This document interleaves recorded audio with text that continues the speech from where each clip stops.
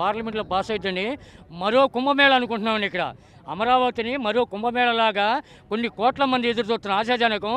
మరి అమరావతి పునఃప్రారంభానికి నిధులు 1,00,000 కోట్లు ఇస్తారని ఏమో 5 కోట్ల జనం ఎదురు చూస్తున్నారని, ఈ 5 జిల్లాలు కాదు 26 జిల్లాలు మొత్తం తరలివస్తున్నారని, ఈ ప్రాంగణం 300 ఎకరం కాదు 500 ఎకరం కూడా చాలదని జనం అందరూ ఎక్స్పెక్ట్ అండి.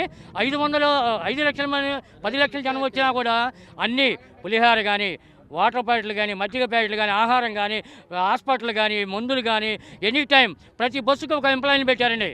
ప్రతి బస్సుకి 6,000 బస్సులు అన్నారు. 6,000 బస్సులు చాలవండి. 7,000 ప్రైవేటు వాహనాలు, 2 వీలర్లు, అనేకమైన వాహనాలు తండోపు-తండాలుగా ఇళ్ళకి తాళాలేసి ప్రతి ఒక్కళ్ళు పిల్ల జల్లా మొత్తం అందరూ తోలుకొని వస్తున్నారండి. ఎవరు కూడా ఒకళ్ళు చెప్పే పని లేదు. మన అమరావతిని ప్రపంచ పటంలో నిలబెట్టాలని ఆశాజనకంగా మన మోడీ గారు, మన దేవుళ్ళు లాంటి మన మోడీ గారు, ఇండియా ప్రపంచంలో నిలబెట్టిన మన మోడీ గారు ఇన్ని ఆర్థిక సక్షోభం ఉన్నా కూడా మన రాజధానిని అమరావతిని క్యాపిటల్ని మన హైదరాబాద్ని ఇంకోటి కానీ అన్ని రాష్ట్రాలు తలదాన్ని రాజధాని చేయాలని కంకణం కట్టుకున్నారు సార్. ఎలా ఉండబోతుంది సార్? చూసుకున్నట్లయితే 5 లక్షల పైచిలకే ప్రజలు వస్తారంటున్నారు సభకి. మరి ఎలా ఉండబోతుంది? యంత్రాంగం యంత్రాంగం మొత్తం ఏడైతే ఉందండి. ఆంధ్రప్రదేశ్ మొత్తం యంత్రాంగాన్ని ఇతర రాష్ట్రాల నుంచి కూడా చూడటానికి అమరావతి ఎలా ఉంటుందని ఇతర రాష్ట్రాల నుంచి తమిళనాడు, కర్ణాటక, ఒరిస్సా అన్ని బోర్డర్లు చుట్టుపక్కల బోర్డర్లు మొత్తం కూడా తండోపు తండాలుగా ట్రైన్లు కూడా వస్తున్నాయండి. ట్రైన్లు ఇక్కడ అమరావతి, విజయవాడ, గుంటూరు మొత్తం ఆగినాయి సార్. స్టేషన్లో కానీ స్టేషన్లో ప్రతి ఒక్కళ్ళు వెహికల్ పెట్టుకొని మీరు ఎప్పుడు వస్తారో మేము అమరావతిని చూపించాలని రైతులు చూస్తున్నారండి. ప్రతి రైతు కూడా మేము ప్రతి రాష్ట్రాల నుంచి జిల్లా నుంచి వచ్చే వాళ్ళని కొత్త జనానికి ఉచితంగా వాళ్ళ బస్సులు పెట్టి వాళ్ళ వాహనాలు పెట్టి తండోపు తండాలకు తీసుకొస్తున్నారు సార్. అమరావతిని 3 సంవత్సరాల్లో పూర్తి చేస్తారని ప్రతి రైతుకి ఆశాజనకమని అయిద్దండి. అంతే అయితే జనం అందరూ అది అయితే నమ్మకం ఉందని ఈ ప్రతిపక్షాలు ఏది గిట్టక ఈ అమరావతి మునిగిపోద్ది, అమరావతి నేల ఇది అని ఉట్టి మాట్లాడి వారి చేతకంతనము ఇంకో 3 ముక్కలాటాడి 3 చేసి నాశనం చేసిన ఏకైక వ్యక్తి అతనే. ఇవాళ రోజున 5 కోట్ల జనం ఏం తీర్పిచ్చారని ప్రతిపక్షం హోదా లేకుండా ఆ 11 సీట్లతో కూడా ఏది 2,000, 3,000 మెజార్టీతో గెలిచిన ఏకైక వ్యక్తి ఒక ఎమ్మెల్యే అండి. ఆయన ఒక ప్రతిపక్ష నాయకుడు కాదు. ఎమ్మెల్యేకి ఇంత సపోర్ట్ ఇస్తున్నాడంటే ఈయన దేవుడు లాంటి మనిషి చంద్రబాబు. ఎందుకు ఇస్తున్నాడు? ఒక మాజీ ముఖ్యమంత్రి చేశాడని అన్ని అవకాశాలు ఇస్తున్నాడు. ఈ రోజా ఒకటి, ఈ కొడాల నాని ఒకడు, అనిల్ కుమార్ ఒకడు, గిట్టినోళ్ళు లేరు. ఏది నోరు దొరసోళ్ళు, వాళ్ళు దొరసోళ్ళు ఎట్నే మాట్లాడుతారండి. ఎక్కడో పోయినా కూడా వాళ్ళు ఎక్కడైనా ఉండాలంటే అందుకని వాళ్ళు ఏం పెట్టారు? జనం పక్కన కూర్చోబెట్టారు. ఇక మీకు పనికిరారు, అటు సినిమాల్లో పనికిరారు, ఇటు రాజకీయాల్లో పనికిరారు.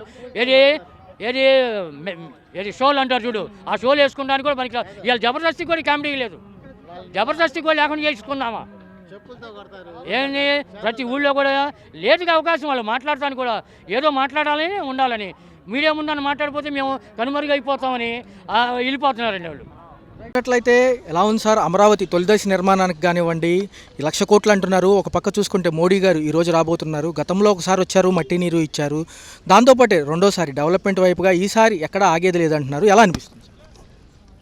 ఈసారి పునఃప్రారంభం కొనసాగుతుంది. తప్పనిసరిగా ముగింపు వరకు ఈ యొక్క కూటమి ప్రభుత్వం సారథ్యంలో, ఈ కూటమిలో భాగస్వామ్యంగా ఉన్న బీజేపీ ప్రభుత్వం, బీజేపీ సెంట్రల్ ప్రభుత్వం సారథ్యంలో ఈ పునఃప్రారంభం నిరంతరంగా కొనసాగి పూర్తి అవడానికి తప్పనిసరిగా అవకాశాలు ఉన్నాయి.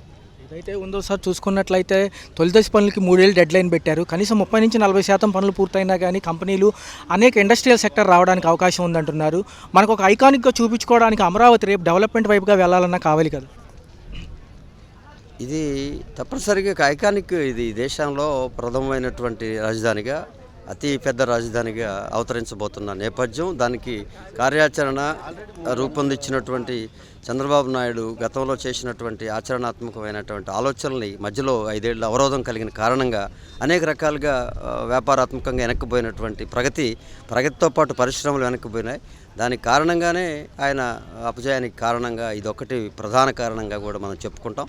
ఈరోజు మళ్ళీ ముందుకు సాగడానికి ఆ రోజు మట్టి నీరు ఇచ్చినటువంటి ఆశీర్వదించినటువంటి అదే మన నరేంద్ర మోడీ గారు ఈరోజు ఈ దేశ ప్రధానిగా ఈ దేశంలో ఒక భాగంగా ఉన్న ఆంధ్రప్రదేశ్ ప్రభుత్వంలో భాగస్వామ్యంగా ఉన్న బీజేపీ పార్టీకి ప్రతినిధిగా ఆయన ఈరోజు రాబోతూ ఉన్నారు. తప్పనిసరిగా ఈసారి జరిగే అభివృద్ధి అంచెలంచెలుగా కాదు, అతివడిగా ముందుకు సాగి ఈ రాజధాని ఉన్నతమైన రాజధానిగా ఈ ప్రజలకి కళలు సాకారం అయిపోయేదానికి అవకాశాలు తప్పనిసరిగా ఉన్నాయి. మే 2వ తారీఖు ఈరోజు చూసుకున్నట్లయితే సార్ 5 లక్షల మంది భారీ ఎత్తున సభ మనోభావాలు మన ఆంధ్రప్రదేశ్కి సంబంధించిన రాష్ట్ర ప్రజలవి ఎలా అనిపిస్తున్నాయి చూసుకున్నట్లయితే ఇక ఈ అడుగు ఆగదు అంటారా? ఖచ్చితంగా ఏ ప్రభుత్వాలు మారినా చట్టభద్రత కూడా కల్పిస్తామంటుంది ప్రభుత్వం.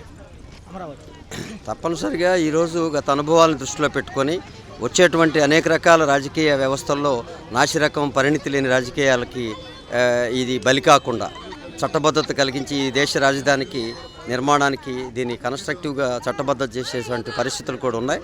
ఎప్పటికైనా కూడా ఇది భవిష్యత్తులో ఇది ఒక పెద్ద రాజధానిగా ఈ దేశానికే కాదు ఈ రాష్ట్రానికి ఒక పెద్ద ఐకానిక్గా ఒక గుర్తింపుగా ఉంటుందని చెప్పి మేము తెలియజేస్తాం. ఏదైతే ఉందో సార్ చట్టభద్రత కల్పిస్తే ఏదైతే పార్లమెంట్లో బిల్ పాస్ చేసి దానికి సంబంధించి చట్టభద్రత ఉంటుంది అంటున్నారు. ఖచ్చితంగా మోడీ గారి దగ్గర ఈ వ్యవహారం తీసుకెళ్ళినప్పుడు సానుకూలంగా స్పందించారంటున్నారు. సో ఇది ఎంత మంచి పరిణామం అంటే? ఇది మంచి పరిణామం. ఏదైనా కూడా చరిత్రలో చట్టానికి ఈరోజు ఏదైనా రాజ్యాంగబద్ధంగా మన పరిపాలన సాగుతూ ఉంది. అట్నే అనేక రకాల నిర్ణయాలు దాన్ని ఆన్ పేపర్ కన్స్ట్రక్టివ్గా నిర్మించడం ద్వారా ఈ దేశాల రాజకీయాలు కావచ్చు, దేశాల మధ్య సయోధ్య కావచ్చు, అనేకం కూడా ఇవన్నీ నిర్మాణాత్మకంగా నిర్మించబడినటువంటి అనేక చట్టాలని చట్టభద్రత మాత్రమే ఈరోజు మనందరికీ భవిష్యత్తుని పరిపాలనకి అవకాశం.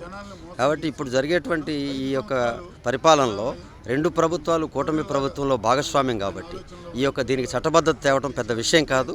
ఈ రెండు సభల్లో దీన్ని ప్రవేశపెట్టి దీనికి మరింతగా కన్స్ట్రక్టివ్గా దీన్ని కాంక్రీట్గా చేయడం వలన జరిగే ప్రయోజనం ఈ దేశానికే కాదు ఇంకొక రకంగా కొన్ని రాష్ట్రాలకు కూడా ఇది ప్రయోజనం. ఇది మన రాష్ట్రానికి కూడా మరింతగా ప్రయోజనం. ఐకానిక్ బిల్డింగ్తో పాటు మెట్రో నగరాలకు ధీటుగానే ఒక పక్క మనకి ఏదైతే హైదరాబాద్ తరహా అక్కడ ఏదైతే హైటెక్ సిటీ ఉందో అదే తరహాలో ఐకానిక్ బిల్డింగ్లో ఒకేసారి అనేక వేల మంది పనిచేసుకునే విధానంగా కడతామంటున్నారు. రెండోది అనేక ఇంటర్నేషనల్ సంస్థలు ఏదైతే కన్స్ట్రక్షన్స్కి వచ్చి టెండర్లకు కూడా పాల్గొనడం జరుగుతుంది.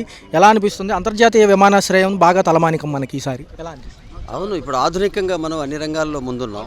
ఆధునికంగా పోకడలు అనేక రకాలుగా మనం చూస్తూ ప్రపంచ దేశాల్లో ఉన్నటువంటి పోలికలతో మనం ఈరోజు నిర్మాణం సాగేందుకు సిద్ధంగా అవుతున్నది.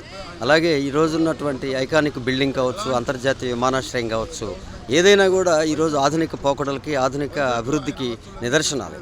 వీటిని నిర్మించడంలో ఈరోజున్న పరిస్థితులకి అనుకూలంగా ఈ ప్రభుత్వం వ్యవహరిస్తూ ఉంది. ఆధునికంగా ప్రజల భావాలకి అనుకూలంగా వ్యవహరిస్తూ ఉంది. ఏదైతే అభివృద్ధికి సూచనగా అభివృద్ధికి దిక్సూచిగా ఉన్నాయో వాటిని అమలు చేయడానికి ఈ ప్రభుత్వం ముందుకు సాగడం మనందరం హర్షించాలి. ఇది ఖర్చు, ఇది అనవసరం అనేటువంటి వ్యవస్థ ఈరోజు చాలా అనవసరమైనటువంటి ప్రశ్న, అనవసరమైనటువంటి చర్చ. ఇది ఏదైనా సరే 100 సంవత్సరాలకి ముందుగా ఆలోచించిన వాడే విజన్ ఉన్న నాయకుడు. ఈరోజు రెడీమేడ్ పొలిటీషియన్స్గా, రెడీమేడ్ పాలిటిక్స్ లాగా, రెడీమేడ్ ఫుడ్ లాగా ఆలోచన చేసేది అనేది తాత్కాలికం. కాబట్టి అటువంటి ఆలోచనలు ఈ ప్రభుత్వానికి లేవు, ఈ కూటమి ప్రభుత్వానికి లేవు. తప్పనిసరిగా కాంక్రీట్గా భవిష్యత్తు తరాలకి ఒక 100 సంవత్సరాల అభివృద్ధికి దశగా ఉండడానికి జరిగే ప్రయత్నమే ఈ రాజధాని నిర్మాణం. సార్ ఎలా అనిపిస్తుంది అమరావతి పునర్శంకుస్థాపన, మోడీ గారు పర్యటన? మహాయోగం లాగా అనిపిస్తుంది సార్. ఇక్కడికి వచ్చేటటువంటి అందరూ కూడా దీన్ని భవిష్యత్తు మన తరాల వాళ్ళకి ఎంతో ఉపయోగకరమైనటువంటి విషయంగా కనపడుతుంది. ఈ రోజున వాస్తవానికి ఇప్పుడు ఇక్కడ ఎంత ఇదిగా ఉందంటే మా ఊరి నుంచి కూడా బస్సులు ఉన్నాయండి. తర్వాత 10 కిలోమీటర్ల దూరంలో ఉంచుతారు. ఇక్కడికి రాలేను కనుక సొంత ఖర్చులతోటి ఆర్టీసీ బస్సులు ఇప్పుడు ఇక్కడికి చేరుకున్నాను. ఈ ప్రదేశం అంతా చూడాలనేది నేను లోగడ మోదీ గారు శంకుస్థాపన చేసిన పరిస్థితిలో వచ్చాను సార్. నేను ఇదే విధంగా ముందుగా జరుపుకుంటుంటాను ఎప్పుడు కూడా. ఈ జరిగిపోయినటువంటి కాలంలో మరి ప్రతిపక్ష వాళ్ళని ఏ విధంగా మాట్లాడారో అవన్నీ మనం చూసుకున్నాం 5 సంవత్సరాల్లో. అలా కాకుండా అన్నగారు ఎంతో హోందాతనంగా గొప్ప సంస్కారవంతంగా ప్రతిపక్షాలను మాట్లాడతాడు.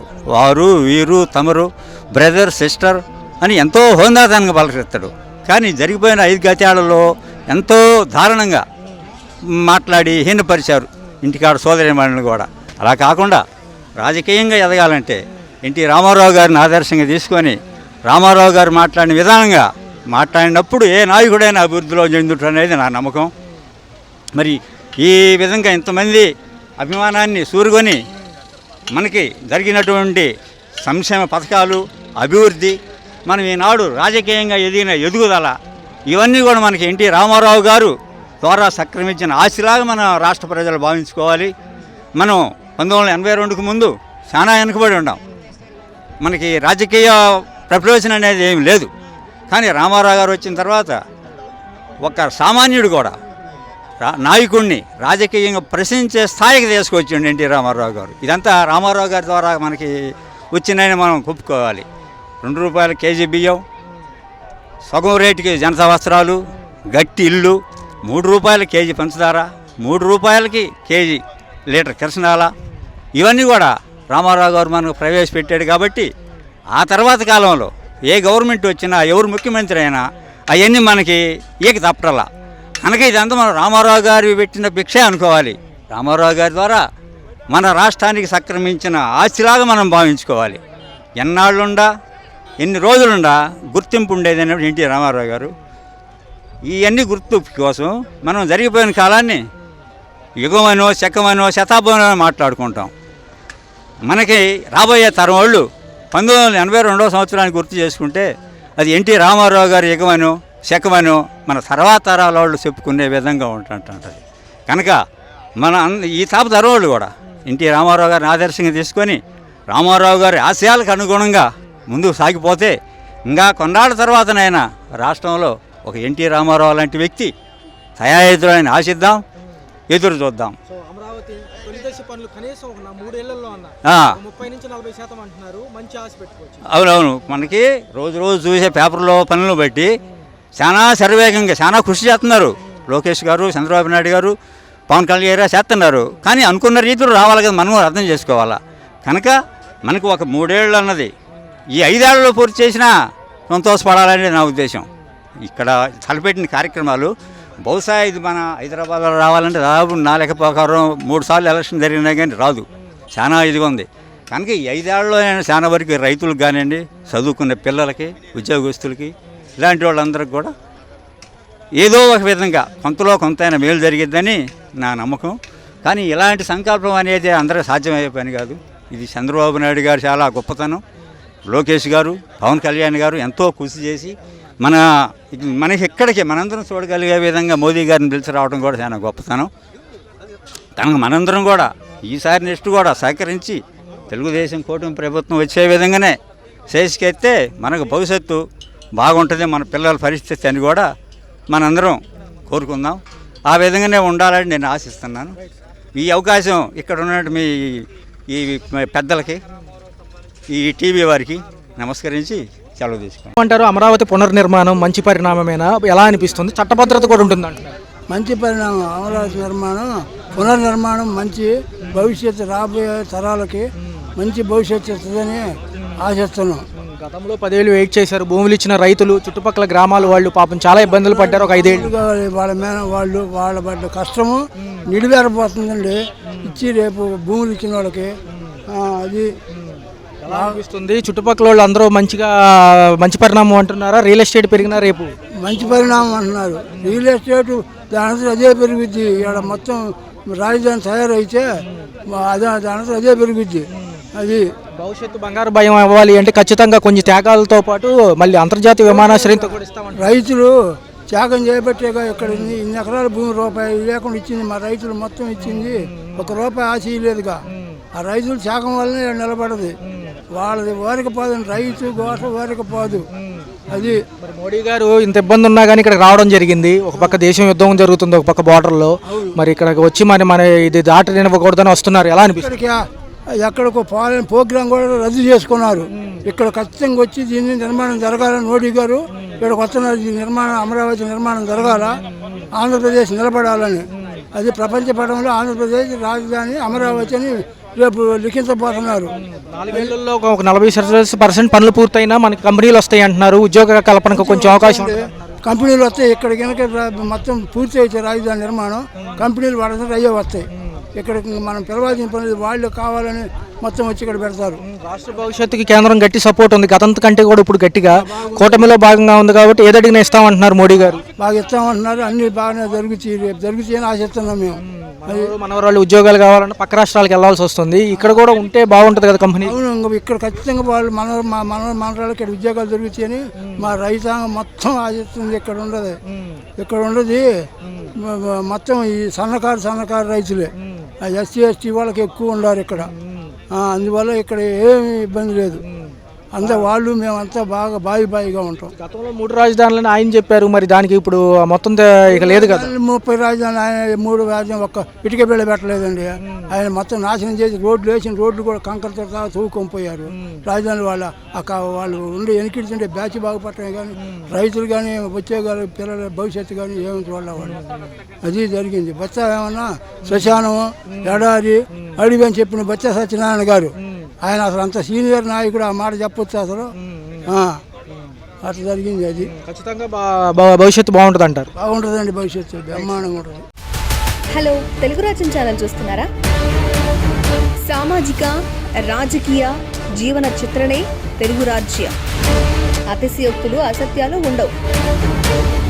రాజకీయ కోణం కాదు, ప్రజా కోణమే కొలబద్ద. తెలుగు రాజ్యం వీక్షణ మీ ఉత్తమ అభిరుచికి నిదర్శనం.